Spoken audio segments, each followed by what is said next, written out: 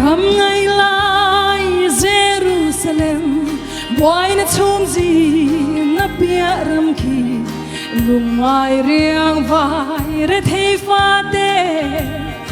eng thon na ram khi chun le zan re ngom ngai lo ro pui na en vel ramani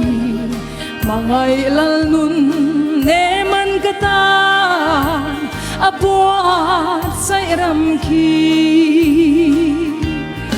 o khopui moi mangai lung du kim na ram tu mi da hu lo beram no me en vel ram moi chu rang ka chak tua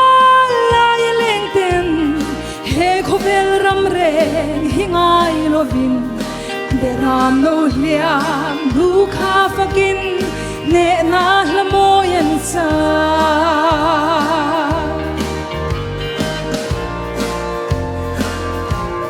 karum na thale ra chang hiani ram lo la lang tur lam ka thira o ka khak lel khopui moya ka chen ve hun tur chu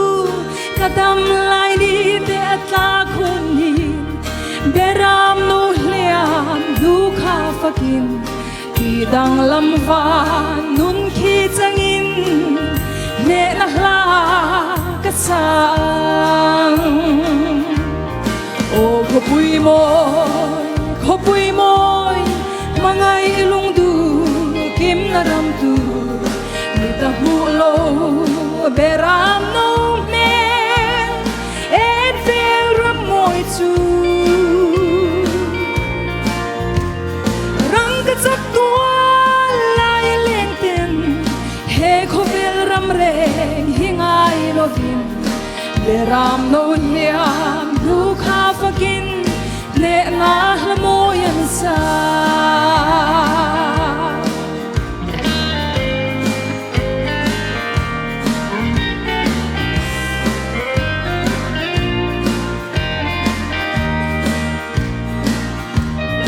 lalpa dan thu Zion mi Jerusalem mapuan chua kha Krista thina le tho le na chan chin cha hi ani tu mo he thu thung a cheng ta hau tu reng reng kan nei lo ve ko ta sak lo khopui moi khi na tia mani o khopui moi mangai lung du kim na ram tu mi da hu lo beram no me en vel ram moi chu rang ka chak tua lai leng ten he khovel ram re hingai lovin beram no liam du kha fakin ne na lamoyan sa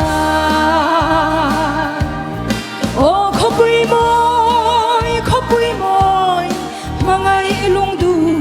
kim na ram tu mi ta hu lo beram no me en vel ram moi chu rang ka chak tua lai leng ten he khovel ram re hingai lovin beram no liam du kha fakin ne la lamoyan sa